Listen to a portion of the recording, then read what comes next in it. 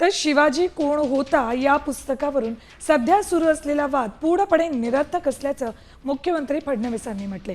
छत्रपती शिवाजी महाराज हे राष्ट्राचं आराध्य दैवत आहेत, त्यांचा कोणीही अपमान करू शकत नाही असं मुख्यमंत्र्यांनी ठामपणे सांगितले। या वादाला विनाकारण खतपाणी घातलं जाते अशी भावना त्यांनी व्यक्त केली। शिवरायांचं कर्तृत्व आणि विचार वादापलीकडे असल्याचंही मुख्यमंत्री म्हणाले। निरर्थक वाद उभा झालेला आहे। पहिल्यांदा तर हे लक्षात ठेवा की या देशामध्ये छत्रपती शिवरायांचा कोणी अपमान करू शकत नाही। छत्रपती शिवरायांचा मान इतका मोठा आहे की कोणीही त्यांचा अशा पद्धतीनं अपमान करणं हे शक्यच नाहीये।